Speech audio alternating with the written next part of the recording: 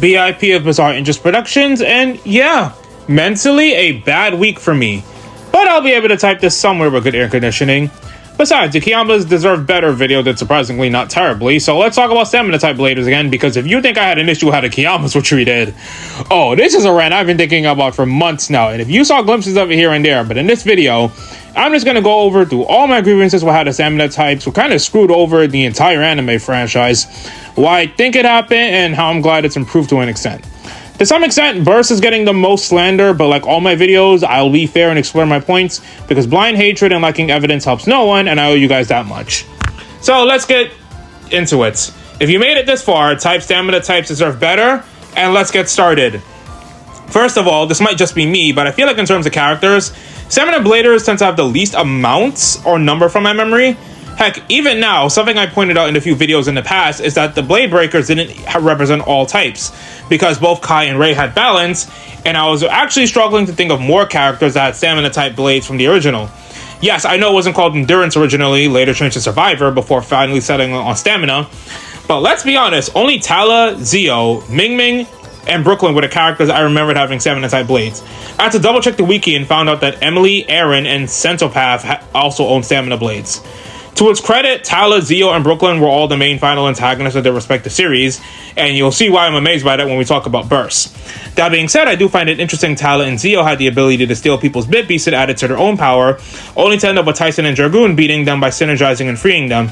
Then to defeat Brooklyn's full power, Tyson had to combine and work with all the Revolution's bit beasts in order to win, though that's not cheating when your opponent can open up dimensions. Hell, don't forget Ming Ming actually won her battle against Daichi. Emily's still one of the more memorable female characters from the original trilogy, and while Aaron is the more forgettable of Team Bartez, his sympathy with the others is fine enough. And who's gonna complain about an anti-villainous turned anti-hero mummy blader? That's just funny to me. Moving on to the Metal Saga, and looking at the original trilogy, the only characters I could count that were stamina bladers were Kenta, Yu, Phoenix, Damien, Aguma, and Chris. And all of these characters are, or have controversial aspects to them. Kenta in the manga was a glorified cheerleader, while the anime aimed to give him more character development, but he only won against like 3 main bladers in season 1. Hikaru, Den, and Reiki to enter the 6-way battle royale, where he came in 2nd place. And Tetsuya, he only had 1 special move and wasn't chosen for Masters, though props for him always traveling to support Gangan Galaxy.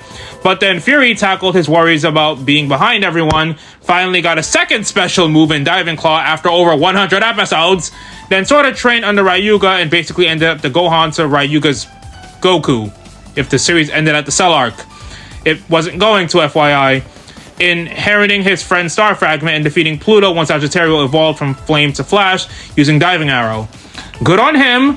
I will be working with you eventually, but he became a fan favorite for a reason, especially as an affably evil but well-meaning kid in Season 1, who realized he was on the bad guy's side in Season 1 and switched, got to join the main team in Season 2, and got a little bit underused as a substitute in the series, but returned in Fury, joined Kyoya and Titi against Nemesis, and hey, worked with the rest of Gangan Galaxy to end up destroying Nemesis' wall so the 4-season bladers could finish it off. Phoenix isn't hated because of his skills in helping out the story. People hate him because they think that the father who raised his child well and got injured after having a mountain fall on him and taking time to hide his fate from the people after him in the sun while helping them from the shadows is a terrible father. Then there's Damien, one of the more iconic antagonists, especially considering what he did to Julian, Sophie, and Wales all at once, especially the final boss of the tournament, and did pretty well given that it took Jinga and Kyoya pushing themselves to their limits in order to beat him. But Damien ended up with some controversy because some people think he should have been a legendary blader. And the fact that the manga had him befriend Jinga while the anime left his fate ambiguous and underexplored, despite the fact that the manga didn't make him a legendary blader either, quite divisive.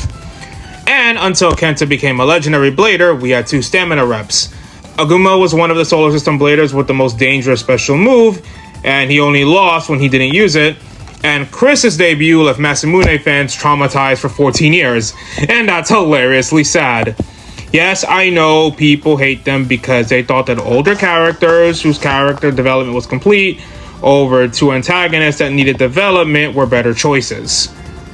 0G is where we start to see some problems. While I don't hate it, far from it, if there's one thing that bugs me, a fair number of the cast just don't have special moves, and when one of your main characters doesn't have a special move outside of Synchron, there's a problem. I don't have this problem with Gen too much, and to my shock, Gendro, who's inspired by Max, is a stamina type, and unlike one of the main characters, actually has a special move and defeated Ren before Sakyo unintentionally avenged her loss. And hey, Kira was actually a stamina blader and a solid attack, and then he abandoned Berserker Behemoth. Joy. Well, moving on to Burst, and for the whole saga, none of the main antagonists are stamina bladers. Louis, attack. Red Eye, balance. Fi, Gwen, and Lane, all defense. Rashad, from attack to balance, and Pax, balance, obviously. Which, yeah, is fine, as long as the rest of the type is treated pretty well. Alright, here we go. For Burst Season 1, did you know that Zack is the only stamina type blader in Season 1 who has a win record above 50%? That's depressing. Yep, Rantaro had the least growth in Season 1 compared to the rest of the Bay Club in terms of battling. Yugo was basically used as a testing level for the other characters. Same with Hoji, but character-wise, Hoji is great. And Jin... Actually, fun fact, Jin actually showed up in God's Take on the manga as Rantaro's opponent to prove he belonged in BC Soul. If you're confused on why he was in Season 1, but not in Season 2... Well, Jail Jorgumand was part of the dual layer system for Season 1, so he got to be in the team tournament to compete against Shu, the individual tournament to compete against Shu, and naturally he was going to lose, but thanks to Naoki, we at least got to see how his zombie shoot worked. And Zack's easily the most underappreciated top blader. He was kind but prideful, motivating Vault and Orochi while also having to grow by his battle with Vault, partially thanks to Akira. Then there's God, which was a little bit better in this regard. Yeah, we got Rantaro, but we ended up with Free, a unique protagonist/detragonist who almost never loses, having a champion who leaves to make his team better and not rely on him with the desire to face them in the finals, and later almost breaking himself to get stronger during the Godbladers Cup was a sign of growth and complexity that we didn't see, especially when he made the mature choice to retire from the competition. CeeLo, on the other hand, is funny, but he kind of just had no ending to his storyline with Dinah and Kuza, though he was a great friend. Then we had Gasm, who's one of the more unique bladers in terms of his battling style, being extremely offensive and converting upper force into attack, with his defense being weak, with a pretty sad backstory, and in terms of ever seeing him again, the way Red Eye forces Garuda to break in the clock tower for no reason was so messed up. What the heck, Shu? In Show Z, Ranjiro was allegedly set up for something, and while disappointing in aspects, at least he played a role in the Unite Defeat Phi Alliance. But Hoey, man, was so cute and sweet, but he almost never shows up after being eliminated from the battleship cruise. Look, Louis leaving, not too mad, he served his role. But all of Aiga's friends and rivals, but him showing up is a crime, and we never learned about how he met and almost beat Vault. Of course, we get Free, who grows a lot as an ally helping Vault, having a really good battle against Kyle of all people. And yes, loses to Phi, but main antagonist privileges. But to everyone's surprise, is Kid. He got one of the coolest Beyblade styles, using wind pressure to keep his opponents away, and blow the stamina off with a special move designed to keep him in the air, with the ability to increase his speed for a dive bomb attack that almost got Volt defeated. And he even gets to return for Quad Strike. Wish he got a new special move, but semantics.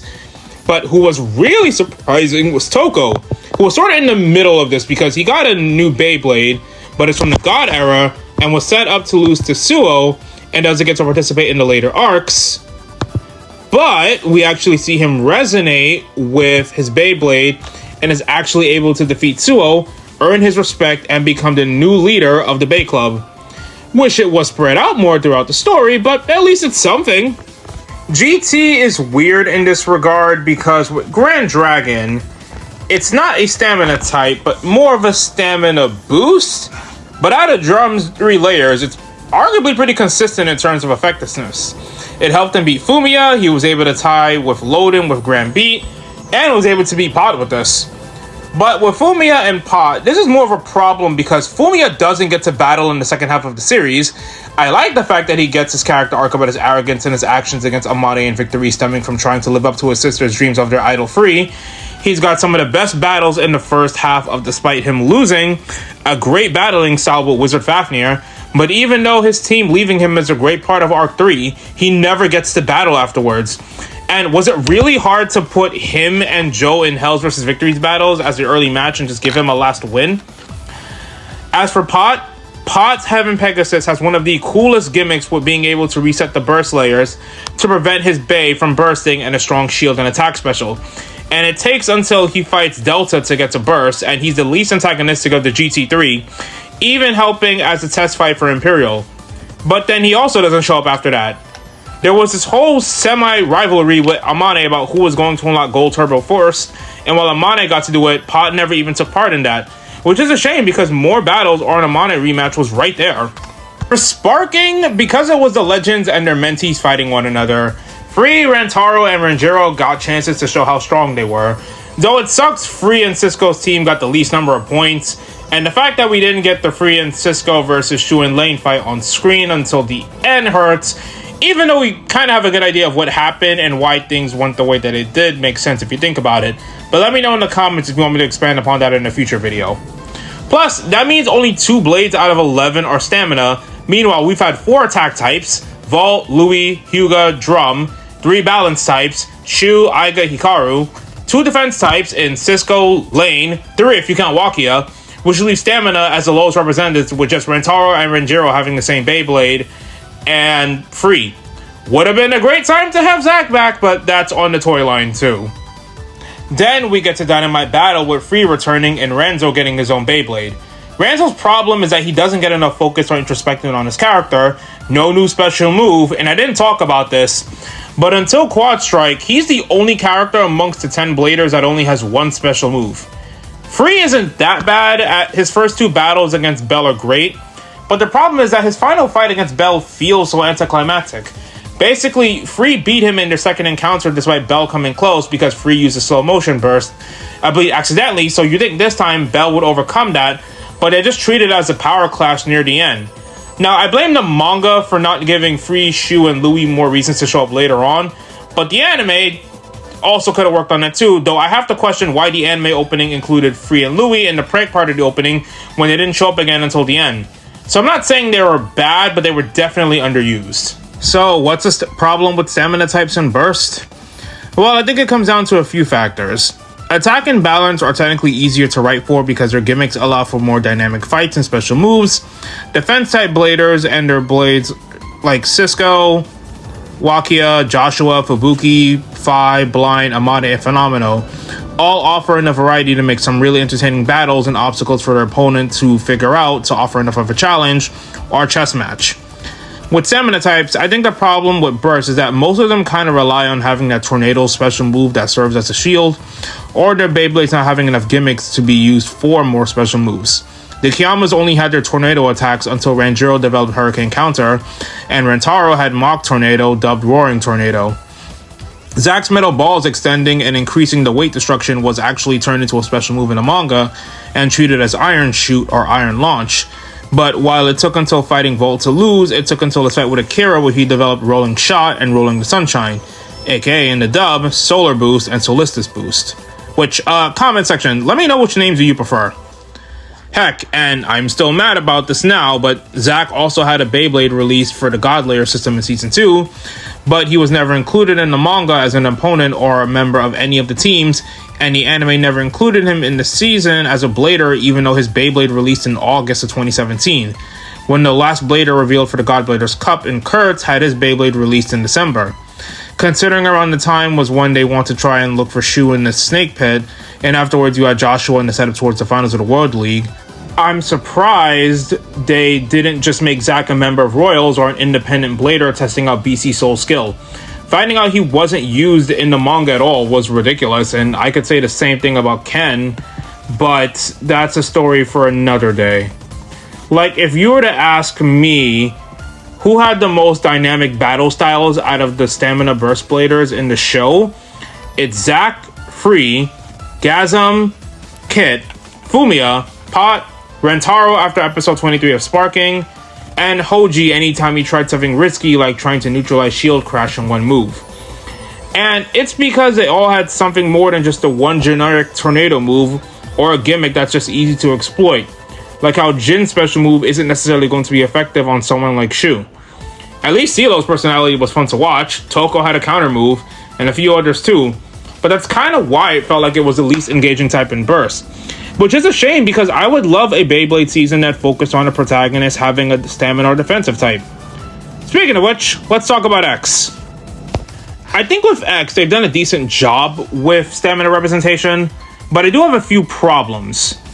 Though, let's get started with Multi, because all of Persona are considered to be the protagonists of the series, and I feel like with her stamina bays, while she does have the pizzazz and the strategy to use them pretty well, I always appreciate the amount of effort the animators go to whenever it's her debut. Most of her fights with Wizard Arrow were more interesting because her opponent's gimmicks and blades made it a challenge for her to fight and overcome. Ironically, Wizard Rod being used to call out Bakuten and be her first stamina extreme dash against Shigeru ended up probably being the most fun of battles that she had, and her debut at Wizard Arc actually allowed her to defeat her sister, which is interesting because people would think that her defense the Knight series would be more effective, but her stamina ones are usually the ones that she uses whenever it comes to a very big revelation. Toguro ended up a surprising dark horse, and he decided to, go for it and ended up getting some surprising character development going forward. I've never seen anyone hate Kodover, but that's it for Season 1. We talked about Burn in Season 2 already, but for Ginro, I appreciate we have a mix of his Beyblade being a stamina type, that's a tribute to Wahlberg, of all people, but he also shares similar elements to another cool old guy in the cast, Ryo, or Ryusei Hagane, as he's also a Bay Spirit extraordinaire with him trying to stop another syndicate using Beyblades from greedy and corrupt individuals. Sure, he hasn't won, but considering he's lost to the most talented blader in the show, and he held back against anyone not named an Underground Pro, he's doing pretty well. Mirion, man, the anime is doing heavy lifting, giving him wins against both Shigeru and Dokuga. Would help by if episode 47 we saw him fight someone with Flame Cerberus, so that when he fights Exu, it's not going to feel like a one-sided beatdown, but we'll see what happens. This script is either very long or very short, but if I have any consolation or take from this, there's a lot of cool stamina type characters and bladers in the show, and while not all of them have been treated with respect, I still respect them, and I'm pretty sure people love their characters and their Beyblades, especially given that the toy line can actually provide some pretty cool stuff for them to do with the right user, build, writers, and gimmicks. I didn't expect this video to take me so long, so expect this on the weekend, most likely, but thanks for watching, give me all your thoughts below, and BIP of Bizarre Interest Productions, signing off. Wait, before you go, hold that thought, editing, since it's been a few days since I finished the script. Before you go, it turns out I actually forgot a few people from the Metal Saga. I am not doing a good job trying to convince people that I don't hate the Metal Saga. I do enjoy it. This has been a good week for the channel, but not in terms of my mental health. First of all, I forgot Herschel. No, not the politician turned football player.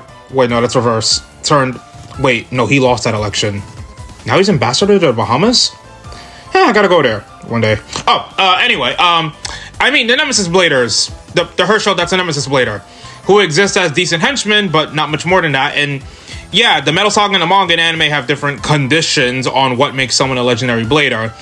But I still find it weird that the Solar System Bladers didn't end up with 8 Solar System Bladers, because, Mercury, Venus, Mars, Jupiter, Saturn, Uranus, Neptune. Oh, wait, no, 7. Damn it! Well, okay, Pluto, but Pluto wasn't a planet anymore, but... Anyway, you guys get what I mean. Because, well, he's a Uranus Beyblade. Why not just make the Nemesis Blade as representatives of former Solar System Bladers in the past that were corrupted by Nemesis? You could make Herschel the Uranus rep, or Uranus, Christ the Neptune rep. Okay, look, I know Neptune is usually seen as the water or ice planet, even though that's actually Uranus, but I believe Neptune has the fastest winds, so placing it with Cygnus actually makes some sense. I guess the question for me would be where I would include Beelzebub. I guess, technically Beelzebub, Beelzebul in the Testament of Solomon, lore-wise, claimed to be leading a heavenly angel associated with the star Hesperus, which is a Greek name for the planet Venus, making it a dark mirror to Venus, which would be cool. Did I forget anyone else? Oh crap, how the heck did I forget about Teruto and Ryutaro? Okay, wait, I do actually like them, with Ryutaro having a unique style where his air currents are able to damage people mentally. I'd say my issue with him is that I don't feel like he necessarily represents Pisces all that well, since the shark motif isn't really that representative in his move pool. And I do like Teru, having his backstory being a hurt retired dancer giving a second chance occupation as a blader, and one of Jinga's non-villainous adversaries that didn't join the Dark Nebula, thank Christ. My main problem is that they rushed this fight with Yutaro so fast, especially since Pirouette toward creating a master spin rotation should have actually provided an interesting counter to Yutaro, since his distortion drive also makes a physical field of air. And we never see either of them battle again after that. Okay, I think that's it. Bye! Wait. I also forgot to record another paragraph that I wrote. As for Quad Strike, Renzo's treated better. Kid comes back, and I know some people are kind of torn about this one because he's not quote-unquote that important, but like, his fight sense leads to some entertaining creativity with a subplot about him trying to catch up to Vault that I wish went a little bit more into detail.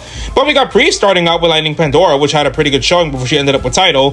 Plus, it needed another stamina rep, and I feel like Kit was a semi-popular choice given how much he was a supporting character in 2 and the way he came back in 3. Okay, I'm done for real. All right, thanks for watching. BIP Bizarre Productions. Sorry for the triple fake outs. Sorry, I'm bad at this. Love you all. Thanks for watching. Like, comment, subscribe, etc. Signing off.